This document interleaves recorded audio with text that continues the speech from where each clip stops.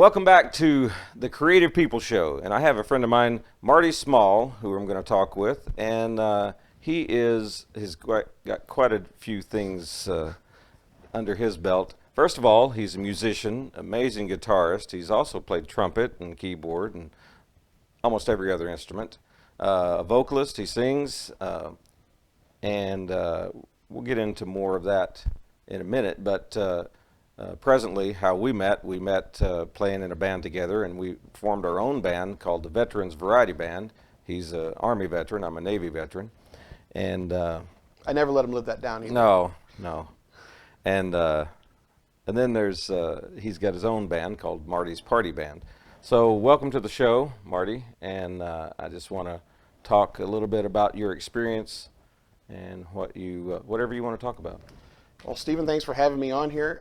I mean, we've known each other almost 3 years at this point Yeah, something now. like that. And yeah, we met playing with an Elvis, a tribute artist. Yeah, you got to say it that way, by the way. ETA. Elvis, yeah, ETA.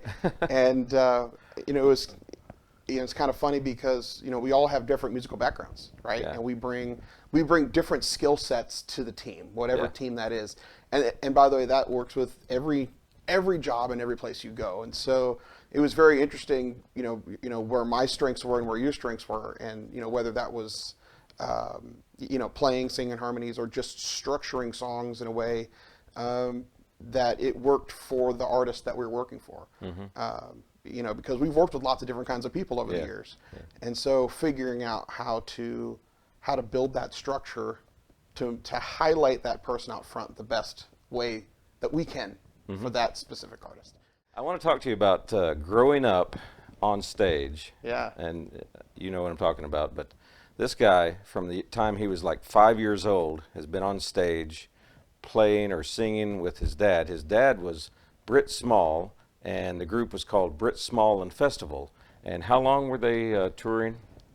So they toured with the same people for 27 years. 27 years. And my dad was, Britt Small was a Vietnam veteran, and went to school at Florida State down in Florida before he left and went in the Army. In fact, while he was there, Reese Winans, which was Steve Ray Vaughan's piano player, organ player, and now Joe Bonamassa's organ player and piano player, was his keyboard player at Florida State. Wow. And I went to high school with Don Henley, Bernie Ledden, and Don Henley from the Eagles.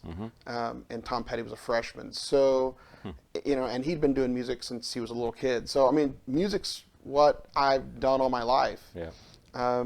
The festival, or the festival family, as we were called, came out of Phi Mu Alpha Symphonia, which is a professional music fraternity at Northwest Missouri State University. And after the band got in trouble on the marching band bus for having too much fun, and all those guys left the university together, they took that fraternity band mentality and they put it on a farm in Northwest Missouri, in a little town called Skidmore. And if you want to know about Skidmore, you can see a documentary. You can look it up on YouTube called No One Saw a Thing. And There's a book in Broad Daylight. In Broad Daylight. I read that many years ago. I didn't even realize it until after he got to talking about that. Yeah. That sounds familiar. Yeah. And then there was also a movie of the same name with Brian Dennehy from the 80s, playing Ken Rex McElroy. But that's my little town. And so we moved out of Maryville onto the farm in 72, 73. And then the band incorporated as Festival and went on the road and traveled all over mainly the Midwest and Canada through the 70s, which is where my dad met my mom, up in South Dakota. And most of the other ladies that came and lived at the farm and ended up marrying band members. And I was born in 77, so just to give you an idea of time frame. But I mean, I've been on stage my entire life. There's video and me marching on stage with the horn section, because we were a horn band. We were a 12-piece band. Yeah. And marched on stage with the horn section and singing and introducing my dad. And then as I got older and started to play instruments, then I started to play trumpet in the band. I was playing third trumpet starting in junior high, all the way through high school and into college. And then in the late 90s, the horn section started to retire out of the band because bouncing down the road, by the way, we were in one bus together, and we lived on one farm together, and so bouncing down the road in a bus really takes a lot out of you physically. Yeah. And so there's some guys that were having some medical issues, and they had to leave the road. So now I'm a kid horn player without a horn section, and so I had to learn how to play guitar. So my dad handed me a guitar in March of '94 and said, "You have a month to be able to play, to be ready to play on stage." Okay. And I worked really, really hard on that acoustic guitar to get to the point where I was not a complete idiot. And I could, strum along and sing. And being a vocalist, you can't do one or the other.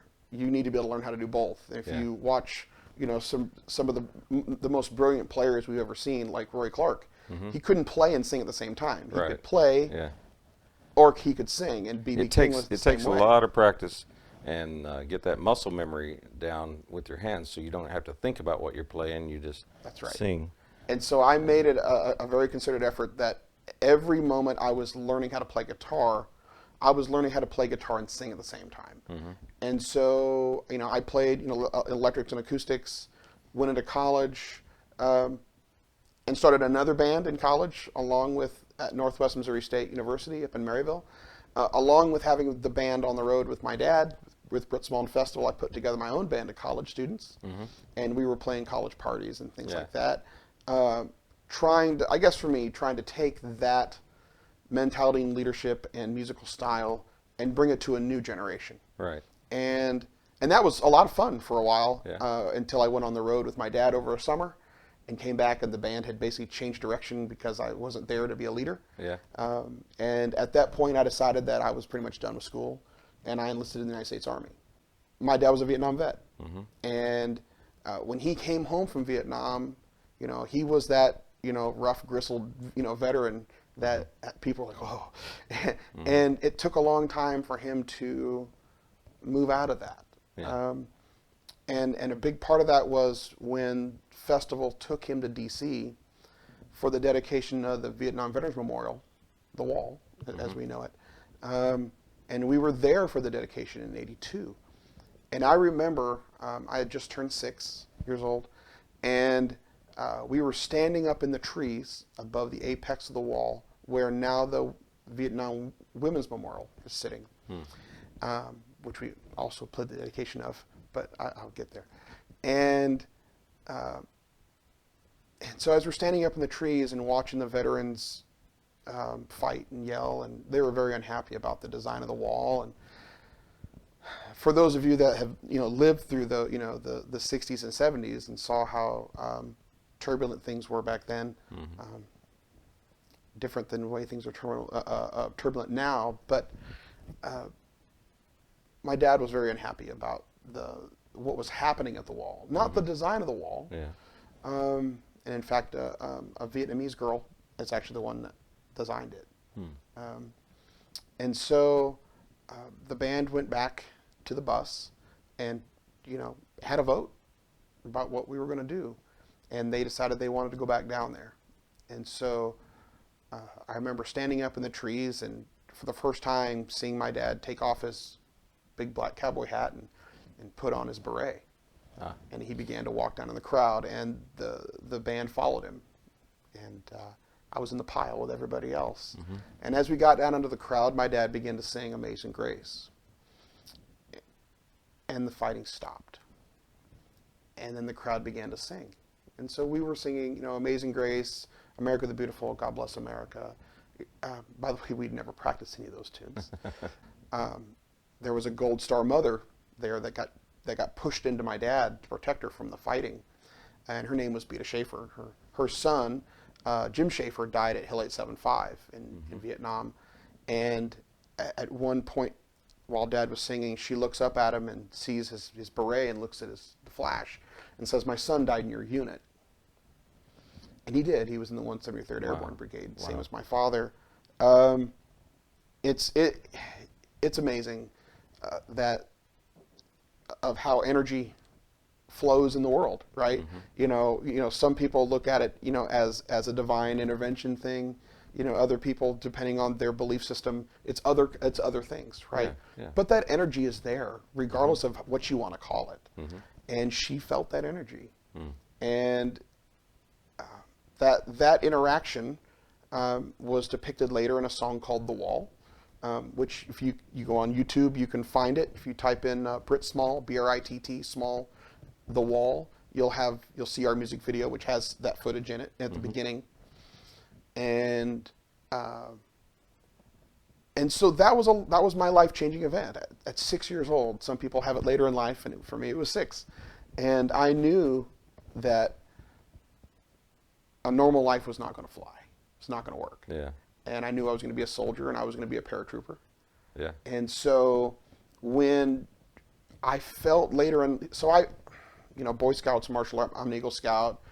I'm a first-time black belt in Hapkido. I did all those things as a kid. Played football and drama. So when I kind of felt like Festival was ending its time, guys are getting old. They're getting tired of being on the road, and the gigs are starting to dry up, because if you understand the way the music industry structure works is, you start off in bars, and you start going to fairs, and then you do corporate gigs, and then you start making real money. And then, if you ever get up to the arenas, right, eventually somebody else is going to take that spot, and you're going to come back down. Yeah. And as you come down, if for the people that didn't get to arenas, everybody gets bumped down a slot. Yeah. And once you know that you don't want to go back to bars, you're done. Yeah. And so in 2000, Festival retired, and right before that, in '99, is when I enlisted in the Army. It's still an amazing run, though. Well, I've played in all 48 contiguous states and Canada. Oh, nice. And Iraq. Yeah. Haven't gotten to Iraq. You are in the Rock and Roll Hall of Fame for Iowa and South Dakota. Yes, and South Dakota. Yeah. Yeah. And those awards are great. Have house full awards, and it's nice to be recognized for either things you did, or your family did, or the band did. But like everything else, you put it on the wall, and you're like, oh, that's cool, right? And then, but unless you're currently in the industry, right, it's not going to help you get more jobs, right? In fact, in some cases, it hurts you getting jobs. Because things that you normally would have been perfect for, you think you might be perfect for, they don't even ask you, because they don't think you do it, right? And I've seen that with actors and musicians and other things that, so that it's nice. Yeah. But I did the military thing. I just retired after 21 years in the Army. And you have a distinction of went in as enlisted and came out as a major, an officer. How did you do that? Wow. I know there's several routes to get that way. But I went the ROTC route. When I was at Fort Bragg, I was in the 82nd Airborne there, and my colonel, my full bird colonel, who's an 06, wasn't really impressed with the officers that I had over me, and I was doing a lot of their work. And so, what was your rank then? I was a specialist. I was an E4. Yeah, I was an E4, and I learned. I mean, I like being a line soldier down there in the trenches doing the work, but I learned so much more when I made specialist, and I got stuck in the office. Yeah. Everybody has the thing they're good at, right? And I didn't want to do that job. And then I got there and realized that my attention to detail, organizational skills, and the fact that I won't take any crap on a phone or in person is both a help and a hindrance to your career. Depends on who you're talking to. Right. And I got in trouble. But I made several sergeant majors very unhappy because I was the immovable object. Because all I care about is taking care of the people around me. That's it. The mission's important, but your perceived or actual authority means nothing to me. Yeah. It's the job and taking care of my people. And if you're not one of those people, Not that important. So yes, sergeant majors usually hate my guts, and as a major, I don't care if they do or not. Yeah. But no, I went the ROTC route. So they asked me. I was basically told that I was going to go back to school and finish my degree. Okay. And I did. I got a comprehensive psychology sociology. Yeah, I noticed that major your major Northwest. was psychology. Yeah. How did that work as being military? Well, I started taking psych classes before I enlisted. Yeah. And so, like, even in basic training, I was able to see what the game was. Mm-hmm. Like the drill sergeants, they're constantly playing games. Yeah. And so understanding, I could talk forever. Stephen knows this. So the game is, in order for you to build a team, you have to have an enemy, right? So as a nation, in order for us to build a team, it was the Hun, right, in World War One. It was the Nazis in World War Two. It was Islamic fundamentalism, under Bin Laden and Al Qaeda, during the global war on terror. And now there's a new one that I can't say. Of course, we're now the enemy, but that's beside the point. But you have to have an enemy. In military training, at least basic training, they make the drill sergeant the enemy at the beginning. They're the ones that cause the adversity. They're the ones that cause stress, and they get the platoon. They get to create a team, and then once that team is solidified, got it all figured out, then the drill sergeant now becomes the leader of the team, and that's why the base training is designed the way it is. I just thought of something. How you said you have to have an enemy. I guess you'd mean a common enemy that everyone can focus their energy towards. But in filmmaking, I've noticed, and books have it too, TV shows, especially those that are action adventure movies, there's always an antagonist and Yes. a protagonist. Right. The protagonist is the main character who is the good guy. Antagonist is usually the bad guy, the jerk, whatever. And so to create that tension, so you can see and feel that, but that's for a different reason. So understanding team structure, right, from playing football and those things in college, I had a pretty good idea what the drill sergeants were trying to do. And it was funny because even when I was at Fort Bragg and you're doing push-ups because you're in trouble or because the sergeants are bored. Yes, they do just make you do push-ups because they're bored. And I'm down there doing push-ups one day, and my sergeant was like, "Do you know why you're down there and I'm up here?" I said, "Absolutely." By the way, that's not the answer he wanted. He wanted to know, "I have no idea, Sergeant," because it was a random, let's smoke the privates. And I was like, "Oh, it's positional dominance." He did not like that answer because he didn't understand it, right? And positional dominance, I had to be on the ground because he was short, and I'm not tall, but I was taller than he was. In order for him to be dominant, he had to put me in a submissive position, which is on the ground. So the most submissive thing you can do is put somebody on the ground where they are, where you can control them or attack them at any time, right? And so he didn't like that answer. So he told me to roll over and do flutter kicks, which just puts me on my back, which is even funnier because now it's like, the dog that rolls over and shows their belly, right? Which is the only other thing that could be even more submissive. And I just kept laughing while I was doing flutter kicks. And so it was really obvious that I used the knowledge of psychology to my advantage of understanding why things happen. And I got into psych because I was going to the VA with my dad. Yeah. And I was not impressed with their psychiatrists or head shrinkers that they had working there. And I was like, no, we need somebody that has a clue about how to talk to veterans, being here talking to veterans. And don't get me wrong, there are great people that work for the VA. And I know now I'm in the VA system, and I've had 9 out of 10 great experiences. Yeah, me too. My VA clinic right down the road here, I've had really good experience with It's been great. There has been so many improvements in the last 30 years. And amazingly enough, a lot of that happened directly because of the things my family did around the country, playing in the VA hospitals or for veterans.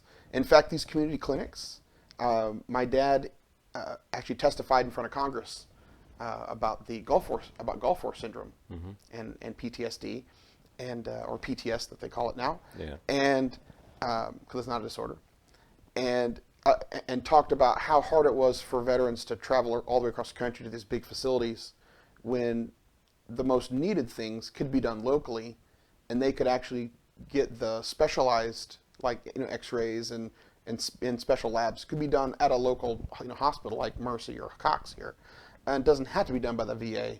And the important things can be done at a small clinic, and if you had more small clinics, you'd be able to help more veterans. And lo and behold, 5-6 years later, they start to pop up. So it was really awesome. Yeah. I know I prefer going to the smaller clinics. That's what you're doing now. And so, so I became an officer, and I went back to college at Northwest, got my degree. I got my commission. In fact, I commissioned, graduated, and got married all in the same weekend. Oh, wow. Yeah, it was a big weekend. But, we did that because I wanted to make sure my family could be there. Did you come in as I came in as a second lieutenant, yep. And I commissioned as a chemical officer. I didn't know if your enlisted time would count towards it. Only counts for pay. Yeah. And so, the more active years you have, the more pay you get. Right. And so that did help. I was making more money than a normal second lieutenant. Yeah. Went to the chem school here at Leonard Wood, which I then ended up teaching at, which is crazy. Yeah. And I never thought that was going to happen. But went to Fort Campbell. I was in 5th Special Forces. In fact, Chris Miller, the last Secretary of Defense we had, was my battalion commander. Wow. There, both at Fort Campbell and in Iraq. Did an Iraq tour with Special Forces, came back, stood up a new SF battalion, which was a crazy experience, going from nothing to having a unit that was ready to deploy. Wow. And I worked with just, after 21 years in the Army, I worked with some outstanding people. And you'd be amazed, just like we talk about everybody brings something to the team, every one of those soldiers, whether it was a male or a female, doesn't matter, they all bring something else. And so, we had, there's a program now in the Army that the Navy's doing it too with the SEALs, where you can sign up to go Special Forces. It's called the 18 X-ray program. And so you had people that were coming right off the street, going to basic training. They're advanced, they go to basic training to be an infantryman. Okay, they'd go to airborne school, and then they would go to a pre-selection course, and then SF selection, and then they make it through everything. They go through the Q course, which the Special Forces qualification course, where you earn your Green Beret and your what's called the long tab, your Special Forces tab.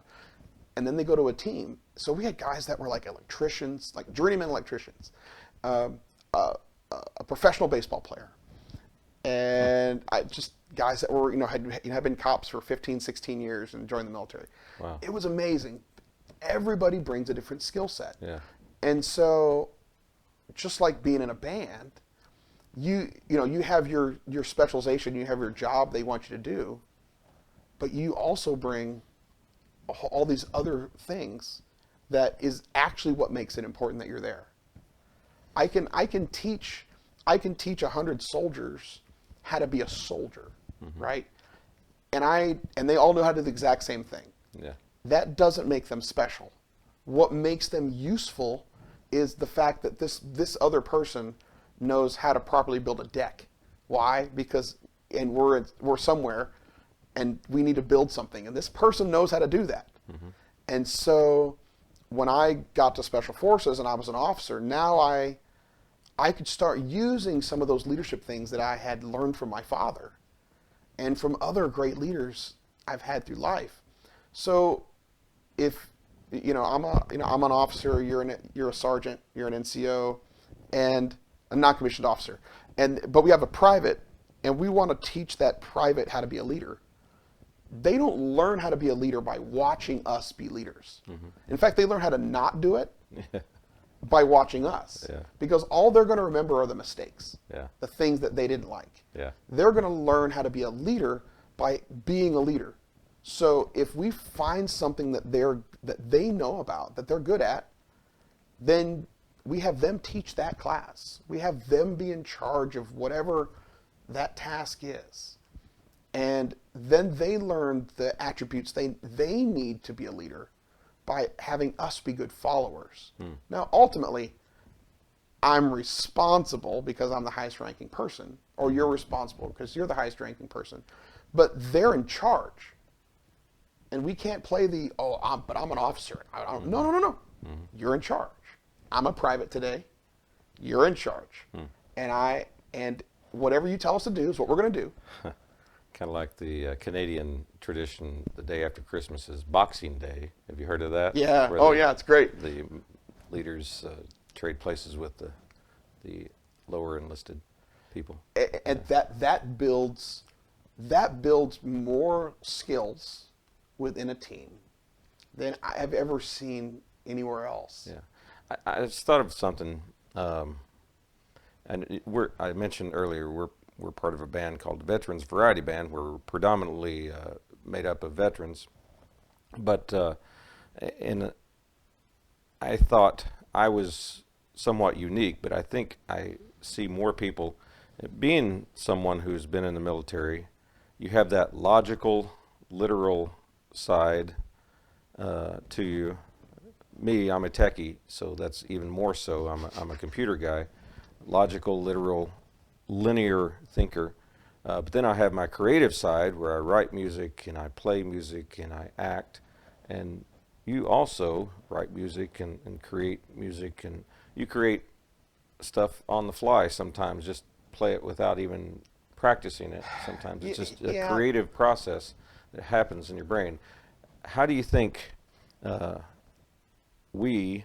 some people are more left brain and some people are more right brain, and we tend to use both sides of ours interdependently sometimes? I think, well, part of it's the way I grew up. So being in festival, we were a horn band, so you had to have charts. Horn players read charts or read and then memorize charts. Yeah. But rhythm players, drums, bass, piano, are generally they get a scratch chart, which is like the basic form of the song, and then once they know what that is, that's it. You're good, right? So, but we also worked with a lot of different front people over the years. We did a thing we called the Trooper Tours, which is the Missouri State Trooper Association, where they, they'll call you and try to sell you tickets for a show. We played on those shows, and we were backing up artists like Leroy Van Dyke, which is out of Sedalia, the world's most famous auctioneer, Melvin Montgomery, Ferlin Husky, George Hamilton IV, Bobby Helms, yeah.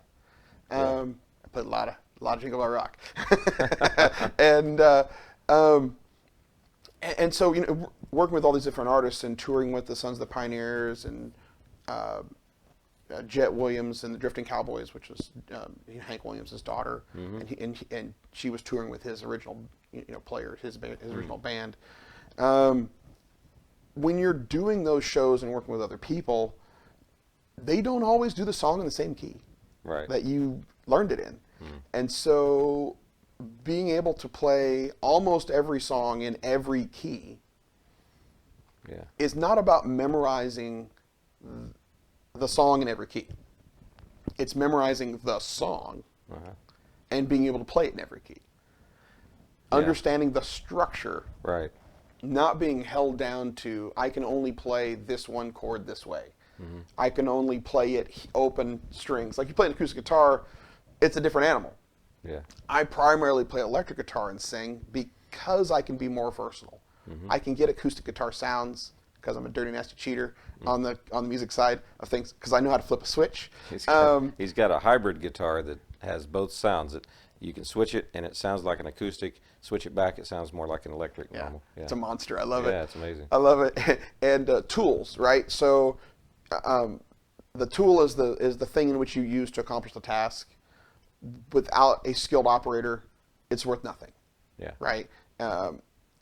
So when I was teaching, in the Army, and I spent the last 7 years teaching, and you're trying to explain to these young lieutenants and captains and even privates when I was dealing with them, you can be the best shot in the world, but that rifle is merely a tool. Yeah. You are the weapon. You are the weapon. All you're doing is applying your skills as the weapon to a tool to influence something else, whether that's as a carpenter with a hammer, IT guy with a computer, right? That is a tool. You are the weapon, right? As a musician, it's the same way. Everybody brings a different skill set to be able to play, but ultimately it's the person that makes it work. People say Eric Clapton has the best tone ever, right? It's pretty great, right? Yeah, I like it. And he can, but he's going to sound like Eric Clapton no matter what he plays. Yeah. Same way with Jimmy Page or B.B. King.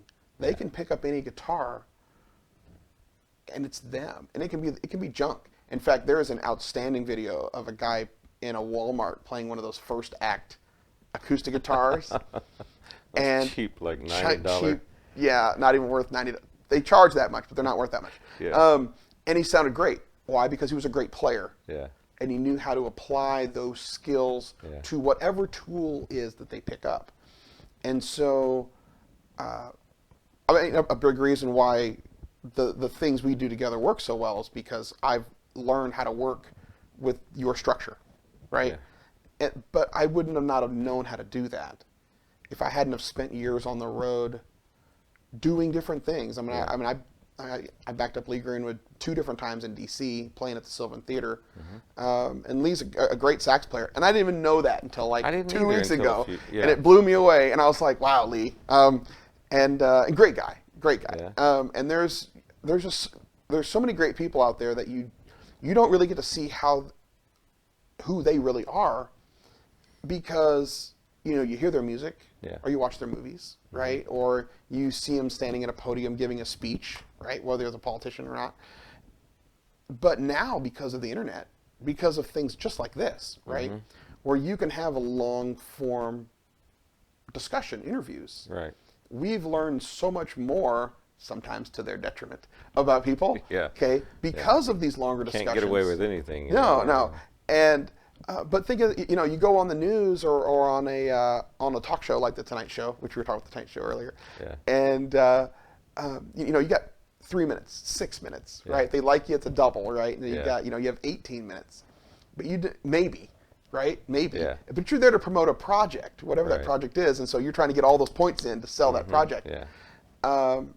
But now you have these really great discussions that I think started with Dateline 60 Minutes, where they had, 60 Minutes, where they interviewed one person for an hour. Yeah. And now we have it on the internet, where you can have longer discussions, good questions. You're not limited by commercials.